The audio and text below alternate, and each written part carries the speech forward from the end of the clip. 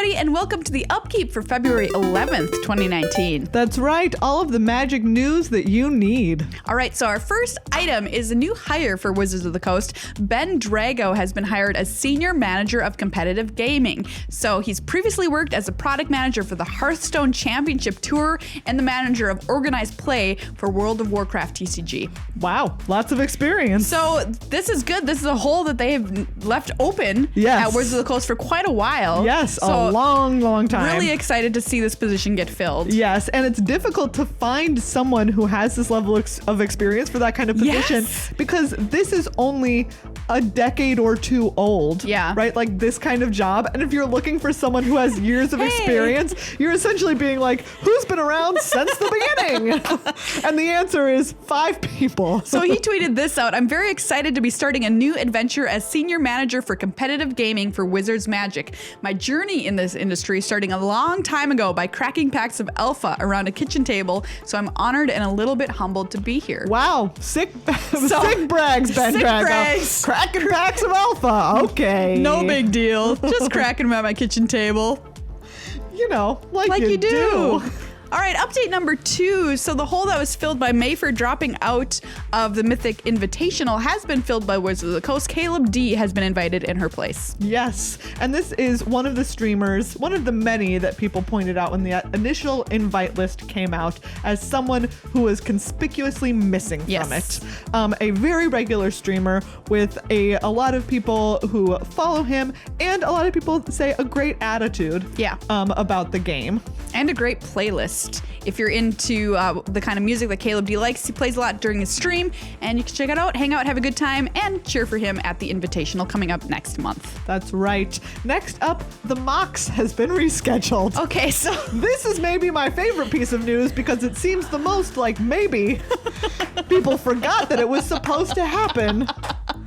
And then someone was like, oops. Yeah, so the Mocs has been rescheduled to sometime in the future, and I feel just sometime in the future. I feel bad for the people who are competing in this because this tournament is extremely hard to qualify for, even harder than a pro tour, and people plan out their lives, you know, based on when this is happening. Yes. And to be honest with you, though, it actually really doesn't surprise me because of the hard push into Arena. That something dealing with Magic Online has been rescheduled. I'm wondering if they're going to push this and make it the Magic, Arena Championship or something. If they're going to have them play Arena instead. Right. Although that would potentially be difficult, as in the past, the Mocs has had a lot of different formats that aren't supported by Arena yet. Right. Usually we see Modern in there. Last year's winner playing a Boggles deck. Yeah. To some important Dmitry wins. Budikov. Whether or not he wanted to be playing it, he sure played it. He won the whole thing. He sure did win. Yeah. So it's been rescheduled for May 17th through 19th, and they don't know what the venue is yet. It's somewhere in Seattle. Yeah. Yeah, so some people have noted that they took away Platinum as one of the things that you could win with this, which was a huge prize, but they can't not take it away because it doesn't exist anymore. Yes. So maybe they'll put something in its place. I hope they do, because that was an excellent prize the Mocs offered, and hopefully they'll offer something just as good to the winner of this championship. And I quite frankly don't know what they're going to do. Who knows? Who knows? Next up, we've got a batch of Arena updates. All right, so this came out in the state of the beta on the 11th, which is today, and a bunch of updates. Number 1, Direct Challenge. You can now play best of 3 in Direct Challenge, which is pretty cool if you're prepping for a tournament and you don't want to give your deck away to the world, or you want to just test with your friend. A really cool way to do that. And you can choose who goes first, or you can use a coin flip. Yes, there's also Discord integration, so you can challenge people in Discord, and Discord will show the game status. So if you like drafting, it'll be like drafting in Magic Arena or whatever now. And thank goodness there's now an improved deck builder. Hallelujah. There are zoom options, there are multiple views, you can sort decks, and you can use a crafting mode where you see uncollected cards that you want for this deck and then spend wild cards on them. Thank goodness. As of today, we don't quite know what these things look like yet, but I really hope the crafting mode shows you can import a deck into Arena, and I hope it shows ghost mode of cards you don't currently own. Grayed out ones that you can turn into wild card, or use your wild card to turn in real cards. Yes. I hope that's what it looks like. I just want to be able to zoom out and see all of my deck at once. I want to be able to take a nice screenshot big time dream of the deck plus the sideboard. That's what I want. Dream big, kids. Okay. Maybe it's coming. We sure hope so. Sure hope so. Next up, we've got that it also supports 9 different languages: English, Spanish, French, German, Italian, Brazilian, Portuguese, Russian, Korean, and Japanese. One day Welsh will be on that list. Maria, you can dream so hard. That would be like the greatest day of my life. Anyway, yeah, that's excellent. So more languages supported. Yep. And then we've got a resolve all option for repeating triggers on the stack and the ability to mass select attackers and blockers. Yeah, that'll be good because sometimes that stack gets really big and really annoying. Ooh, yes. And you have to click through all of that individually. Resolve all, ping.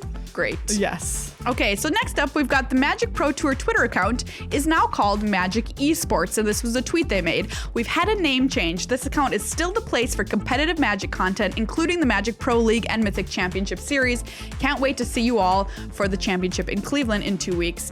So this, a lot of people had a lot of replies that were pretty snarky.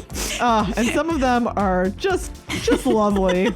So the one we're going to call out, because it includes more information from Magic, is somebody saying, are you saying that the first Mythic Championship will be played on software on open beta, or that you now consider a tabletop TCG an esport? And they said, the Mythic Championship at Cleveland is a tabletop event. The name is just here to reflect the entire breadth of competitive play, both tabletop and digital. To that, somebody replied, how does esports reflect paper Magic? It seems to exclude it. For us, we're using the term esports to reflect all aspects of competitive Magic, both tabletop and digital. Leading us to say, do you know what the E in esports stands for? We get that you're trying to make something that encompasses all of professional Magic right now, but guess what? Tabletops just can't be esports, and you can't redefine a word to include that. Like, you can't just completely... It means everything. Everything sports. The E in esports stands for everything sports. And this was another reply, which gives us a little bit more information on the future potentially of tabletop coverage. Magic Esports tweeted, our partners over at Channel Fireball and Channel Fireball Events are providing text and social coverage for Toronto, which happened this past weekend. We understand concerns about the future of coverage, and we're working to provide more updates on that as soon as we are able. So ostensibly, they are working in the background on this problem, ? Yes. We don't know. Who knows? All right, coming up next, SCG Dallas happened this past weekend. It was standard. That's right. And Mono Blue Aggro took it all down in the hands of Robert Wagner. Congratulations, Robert Wagner. That deck is a powerhouse. Yeah, then we've got Esper Control in second, Azorius Aggro in third, and Simic Nexus in fourth. Yeah, Simic seems to be the flavor of this very moment for the Nexus decks. Yes. Which were like, get out of there, White. What were you doing in there anyway? We don't even need Teferi. Well, they're out of their minds, but we can talk about that at a different time. That's another discussion. We also had a Grand Prix Toronto this past weekend, which was modern. Yes, and I believe, correct, that a Death Shadow deck is the one that won the whole thing. Thank you. Yeah. It's like, what's the word that I'm looking for? Death Shadow is the word. Death's Shadow. In the top 8, we also had Black Green Rock. Wow. We had what they're calling Whir Prison. That's excellent. Which is essentially the classic Lantern deck, but with some different elements. War of there. Invention, the namesake card in that deck. Yes.